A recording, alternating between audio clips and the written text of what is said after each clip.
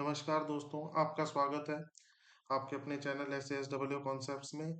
आज हम जो डबल का एग्ज़ाम का नोटिफिकेशन आया है दिल्ली गवर्नमेंट का, उसके बारे में बात करेंगे।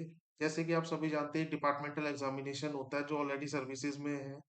वो एम्प्लॉय डबल के एग्ज़ाम के लिए अपीयर हो सकते हैं, चाहे वो GNCT दिल्ली के हैं, जल बोर्ड के हैं, या डिस्ट्रिक्ट सेशन जज डिस्ट्रिक्ट कोर्ट्स में काम करते हैं, वो इस एग्ज़ाम के लिए अपीयर होते हैं। देखिए, किसी भी एग्जाम को पास करने के लिए सबसे पहले उसका सिलेबस के बारे में जानना बहुत ज़्यादा ज़रूरी है कि उसका सिलेबस क्या है। देखिए, ये जो एग्जाम होता है दो पार्ट्स में होता है, पार्ट वन और पार्ट टू। इसमें हम सिर्फ पार्ट वन की बात करेंगे, पार्ट टू की ज़्यादा बातें नहीं करेंगे। पार्ट टू के लिए मैं सेपरेट वीडियो बनाऊंगा जो पार्ट टू के कैंडिडेट्स हैं। पार्ट वन में टोटल 4 पेपर होते हैं और पार्ट टू में टोटल 3 पेपर्स होते हैं। पार्ट वन की जैसे मैंने बताया आपको, 4 पेपर होते हैं। तो पेपर वन होता है प्रेसेस एंड ड्राफ्ट्स का, पेपर टू होता है सर्विस रूल्स के रिगार्डिंग, पेपर थ्री होता है अकाउंटिंग प्रोसीजर के रिगार्डिंग, और जो पेपर फोर होता है वो होता है constitution of India and financial control. देखिए, पेपर वन के बारे में जो प्रेसेस एंड ड्राफ्ट का है, उसके बारे में एक बहुत इंपॉर्टेंट बात ये है कि इसमें कोई भी बुक्स अलाउ नहीं होती है। आप एग्जाम में कोई भी बुक्स लेके नहीं जा सकते हैं। जो आपने पढ़ा है, जो आपको याद है, जो आपको आता है, वही आपको करना है। और मैक्सिमम ये 100 नंबर का पेपर होता है। 40 पे आप पास होते हैं, 50 पे एग्जामेशन है। और 3 घंटे का मैक्सिमम इसमें टाइम अलाउ है। मीडियम आप कोई सा भी दे सकते हैं, जिसमें आपको जो भी इजी लगता हो, इंग्लिश है चाहे वो हिंदी है। 3 घंटे इसमें इतना टाइम है, सफिशियंट टाइम है, आप आराम से पास हो सकते हैं अगर आपने अच्छे से पढ़ाई की होगी तो। आइए थोड़े डिटेल्स में सिलेबस को समझे कि एक्चुअली में ये इस एग्जाम में, इस वाले पेपर में, जो हमारा पहला पेपर है प्रेजेंट ड्राफ्ट में, पूछता क्या है। देखिए, 40 मार्क्स का पहला एक क्वेश्चन आता है जिसमें प्रेसेस आता है, जिसको हिंदी में हम सार संक्षेपण भी बोलते हैं। प्रेसेस ऑफ ए कॉरस्पॉन्डेंस या और ऑफ नोट्स या materials on an official subject. कोई भी ऑफिशियल सब्जेक्ट होगा, 1/3 आपको शब्दों में लिखना होगा, हिंदी में या इंग्लिश में, वो एक ही बात है। इंग्लिश में प्रेसेस बोल देते हैं। और एक ड्राफ्ट लेटर आएगा 25 नंबर का, drafting of an official letter और office memorandum bearing on the subject matter provided for presses. देखिए, वो कोई भी आपको सब्जेक्ट दे देंगे लिख के कि आप इसके ऊपर ओएम बनाइए, या ऑफिशियल लेटर। वैसे ऑफिशियल लेटर ज्यादा आता है, ओएम अब आता नहीं है। 25 मार्क्स का है। और 35 नंबर का आपका ग्रामर का पोर्शन है। ग्रामर में आप सभी पढ़ते आए हैं, कंपटीशन भी क्रैक किया होगा, स्कूल में भी पढ़ी है, वही ग्रामर है। One word, idioms, phrases, correct word, spell, preposition, voice, narration, etcetera. Grammar है 35 नंबर की। तो सिलेबस बहुत ज्यादा नहीं है, बस ये कि आप अगर अच्छे से पढ़ेंगे तो आप कर सकते हैं। अब आती है बात बुक्स की, कि जी कौन सी बुक्स अच्छी रहेंगी इसके लिए। देखिए, आप चाहे इंग्लिश मीडियम से चाहे हिंदी मीडियम से है, जिस बुक में आप कंफर्टेबल है आप वो ले सकते हैं। वैसे जो रेफर की जाती है, स्वामी की जाती है, भारी ब्रदर्स की जाती है, नाभि पब्लिकेशंस की जाती है, या कोई भी बुक जिसमें आप कंफर्टेबल हैं, जिसमें आपको लगता है कि हाँ, मैं इससे अच्छे से समझ पा रहा हूँ। बस ये स्वामी, नाभि या अगर भारी की लेते हैं तो इसमें थोड़े ऑफिशियल लेटर्स, थोड़ी ऑफिशियल लैंग्वेज आपको मिल जाएगी। जो लेटर के लिए आपको एक फॉर्मेट मिल जाएगा, तो आप ये ले सकते हैं, या आप ग्रामर के लिए कोई भी बुक यूज कर सकते हैं। प्रेसेस एंड ड्राफ्ट की अगर आप इंग्लिश मीडियम से हैं, आप इंग्लिश मीडियम से तैयारी करना चाहते हैं, तो स्वामी की अच्छी बुक है। थोड़ी सी टेक्निकल लैंग्वेज है, बट जैसे 25 नंबर का लेटर है तो उस हिसाब से आपको लिखना भी होगा, तभी कोई आपको नंबर देगा। नेक्स्ट हमारा आता है सर्विस रूल्स। देखिए, इसमें बुक्स अलाउ होती हैं। इसमें थ्योरी प्रैक्टिकल दोनों आता है। मैक्सिमम 150 नंबर का पेपर होता है, 60 पे पास है, 90 पे एग्जामेशन है। 3 घंटे का पेपर है ये भी। ये इंग्लिश मीडियम में ही होता है। हिंदी का इसमें कोई ऐसा ज्यादा वो नहीं है कि आपको हिंदी में देना है, ये इंग्लिश मीडियम में ही आप लेके चलेंगे। आप डबल बनने वाले हैं तो इंग्लिश की ही बात कीजिए। सिलेबस, जो इसके डिटेल्स, अगर सिलेबस के ऊपर जाएं तो ये मैंने लिख दिया है। मैं इसकी आपको पीडीएफ भी दे दूंगा, आप ये खुद पढ़ लेना। मैं थोड़ा सा आपको ब्रीफ कर देता हूँ, बाकी आगे हम क्वेश्चन करेंगे उसमें आप समझ जाएंगे। देखिए, एक fundamental rules, part one, part two, leave rules, pension, और एलटीसी। इसमें स्वामी की बुक्स सबसे बेस्ट रहती हैं जो मेरे अकॉर्डिंगली। बाकी आप किसी और पब्लिकेशन की भी लें, जो एग्जाम में अलाउ है। आप ये नहीं है कि किसी भी पब्लिकेशन की, क्योंकि बहुत सी बुक किसी प्राइवेट पब्लिशर की आप ले लोगे तो शायद वो अलाउ नहीं करेगा एग्जामिनर। वो आप आरटीआई लगा के भी पूछ सकते हैं, बट दो तीन हैं पब्लिकेशन जिनकी बुक्स अलाउ होती हैं, जैसे स्वामी है, कंचन है, नाभि है। इनकी बुक्स नॉर्मली एग्जाम में अलाउ होती हैं।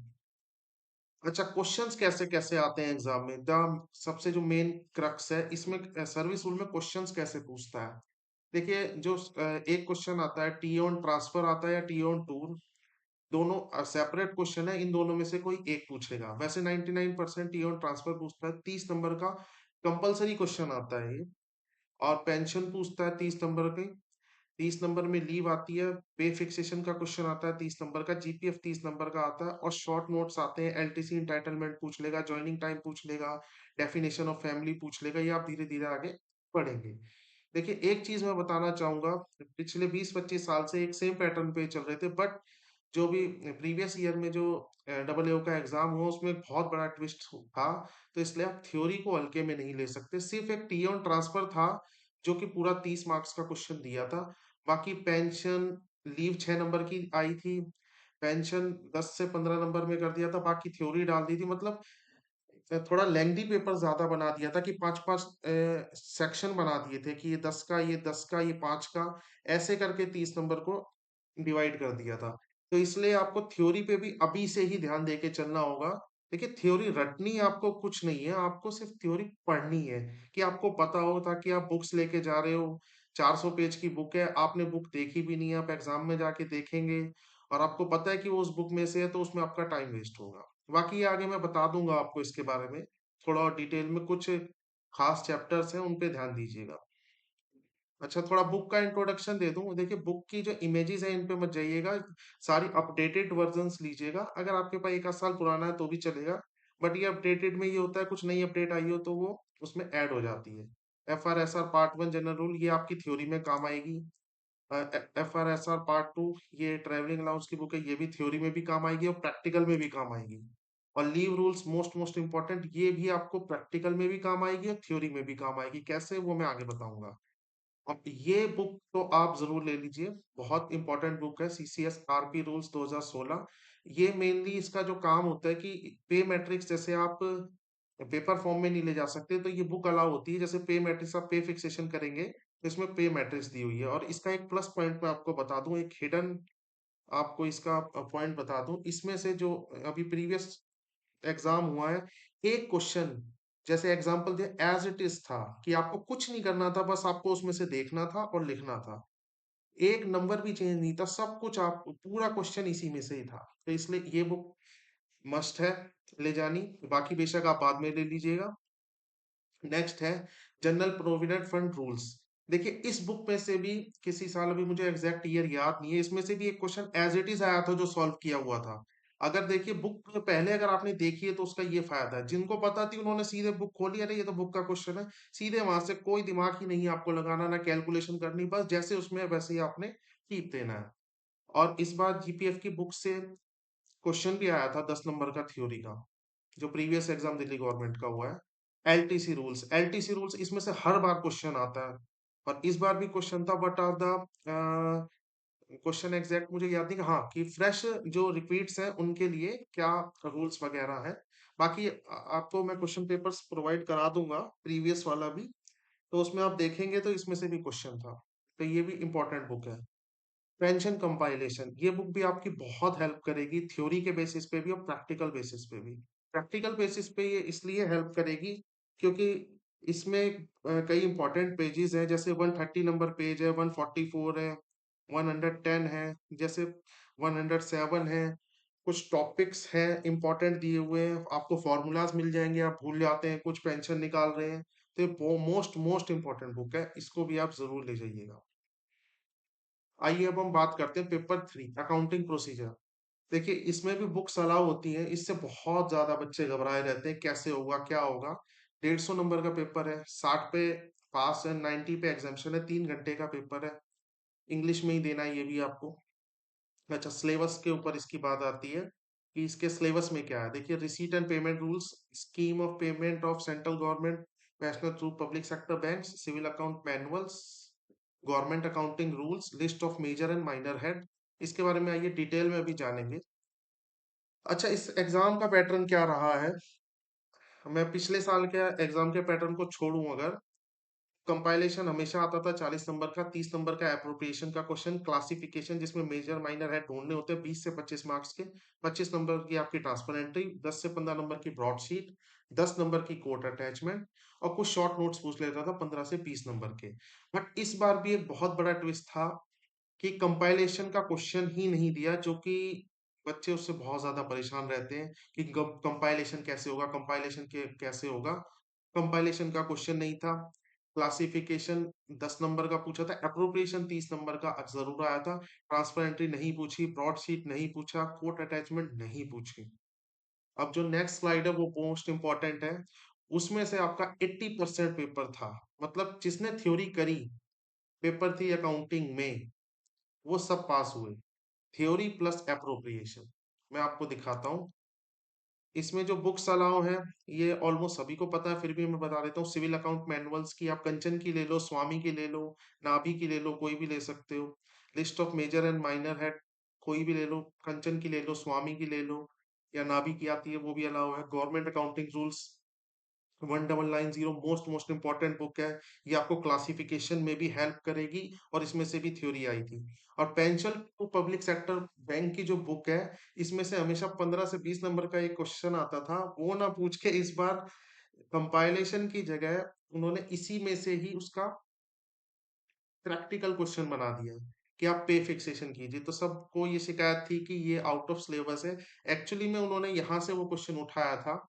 और नेक्स्ट बुक है आपकी रिसीट एंड पेमेंट रूल, ये भी मोस्ट इंपॉर्टेंट बुक है। आइए देखिए, ये रिसीट एंड पेमेंट रूल की बुक है। ये बिल्कुल लेटेस्ट वर्जन लेना, पुराना वर्जन बिल्कुल मत लेना, क्योंकि पुराने में बहुत ज्यादा कंटेंट है, इसमें एक लिमिटेड कंटेंट है। 80% पेपर आपका इसी में से था, जो भी प्रीवियस वाला हुआ है। अभी प्रीवियस क्वेश्चन पेपर जब आप देखेंगे आप समझ जाएंगे। बाकी मैं बता दूंगा, थ्योरी लिखना है भी एक आर्ट है कि थ्योरी लिखनी कैसे है, मैं बताऊंगा आपको आगे। इसके लिए एक भी वीडियो सेपरेट बनाऊंगा। गवर्नमेंट अकाउंटिंग रूल्स, ये भी मोस्ट इंपॉर्टेंट बुक है, पतली सी बुक है, आप इजीली पढ़ लेंगे। इसमें से भी क्वेश्चन था। और सिविल अकाउंट्स मैनुअल, ये आपको हेल्प करेगी। अगर आप देखिए, इस बार कंपाइलेशन आने के पूरे पूरे चांस है, क्योंकि पिछली बार काफी झगड़ा हुआ था इस बात पे कि आपने कंपाइलेशन नहीं दिया, आपने मेन पेपर की जो सोल थी वो कैसे आप निकाल सकते हैं। तो इस बार कंपाइलेशन आने के चांस है, तो ये आपका कंपाइलेशन में भी ये बुक आपकी मदद करेगी, अप्रोप्रिएशन में भी मदद करेगी। कैसे, वो मैं आगे बताऊंगा। List of major minor head, ये क्लासिफिकेशन है, ये आपकी हर जगह काम आएगी। आपकी पार्ट वन में भी काम आएगी, जो आप पार्ट वन डबल होगा, तो पार्ट टू में भी आपको काम आएगी। तो ये बुक अपने पास रखना, ये आपको बहुत हेल्प करेगी। ये आपका क्लासिफिकेशन भी बनवाएगी, ट्रांसफर एंट्री भी बनवाएगी, और आपका कंपाइलेशन भी बनवाएगी। और ये बुक आती है pension to public sector bank की, ये इजीली अवेलेबल है नहीं, बट क्योंकि ये गवर्नमेंट पब्लिकेशन है, आप देख लेना, आपको मिल जाएगी। वैसे तो 50 रुपए की होती है, 100 रुपए की नॉर्मल देते, किसी भी बुक स्टोर पे मिल जाएगी। अब हम बात करेंगे पेपर 4 की। देखिए, पेपर 4 होता है constitution of India and financial control के रिगार्डिंग। मैक्सिमम 150 नंबर का है ये भी। 60 पास के लिए, 90 एग्जामेशन के लिए 3 घंटे है। इसमें आप कोई भी मीडियम, जिसमें आप जो आपको सूटेबल लगता है, इंग्लिश हिंदी, वो आप ले सकते हैं। अब थोड़ा इसका डिटेल जाने तो इसका सिलेबस जरूर पढ़िएगा आप अच्छे से। मैं थोड़ा सा ब्रीफ कर देता हूँ, क्योंकि कॉन्स्टिट्यूशन बहुत बड़ा है, सब कंफ्यूज रहते हैं क्या पढ़े क्या छोड़े। देखिए, जो आपके सिलेबस में है आपको बस वही पढ़ना है। पूरा कॉन्स्टिट्यूशन पढ़ने जाएंगे तो पूरे साल आप कॉन्स्टिट्यूशन ही पढ़ते रहेंगे। जैसे प्रियम्बल है, फंडामेंटल राइट्स है, पार्ट 3 में से पूछेगा, 4 में से पूछेगा, DPSP, directive principle of state policy, part 4 है, फंडामेंटल ड्यूटीज, पार्ट 5 है। इसमें भी चैप्टर 1 2 3 4, पार्ट 8 है। एक फाइनेंस से रिलेटेड क्वेश्चन हमेशा आता है। बाकी इसकी मैं पीडीएफ डाल दूंगा, और जो दिल्ली गवर्नमेंट का गैजेट निकला हुआ है उसमें कंप्लीट सिलेबस है। तो इसका सिलेबस अच्छे से, सिलेबस के अकॉर्डिंगली ही पढ़ना है। कॉन्स्टिट्यूशन को इसमें बहुत फेल होते हैं, क्योंकि इसको सब लाइटली लेते हैं, तो इसको बिल्कुल लाइटली नहीं लेना। नेक्स्ट, क्वेश्चंस कैसे आते हैं एग्जाम में? देखिए कॉन्स्टिट्यूशन में से 100 मार्क्स का आता है, फाइनेंशियल कंट्रोल में से 50 मार्क्स का आता है। इसमें बहुत बहुत बड़ी मिस्टेक क्या करते हैं बच्चे, सिर्फ कॉन्स्टिट्यूशन पढ़ लेते हैं कि हाँ जी हम 100 नंबर का कॉन्स्टिट्यूशन, इसी में से ही हम एग्जामिनेशन भी ले लेंगे, पास भी हो जाएंगे, जो कि एक बहुत बड़ा मिथ है। बिल्कुल ऐसा नहीं करना है, क्योंकि फाइनेंशियल कंट्रोल जो है वो भी मैंडेटरी पार्ट है।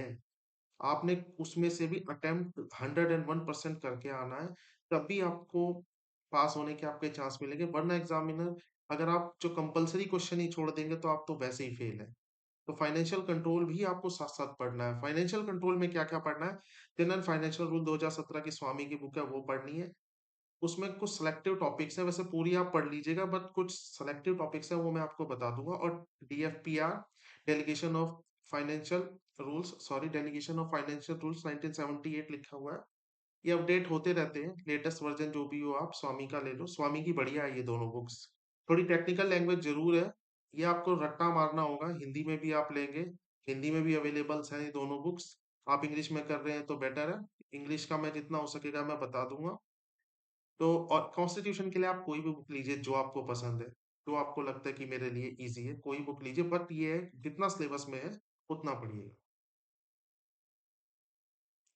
ये स्वामी की बुक मैं थोड़ी पिक्स इसलिए लगा दी ताकि आपको इजी रहे गो थ्रू में। ये delegation of financial power rules की बुक। ठीक है, इस वीडियो में इतना ही इंट्रोडक्शन में। अगर आपके कोई सवाल हो तो आप कमेंट सेक्शन में पूछ सकते हैं। Thank you very much.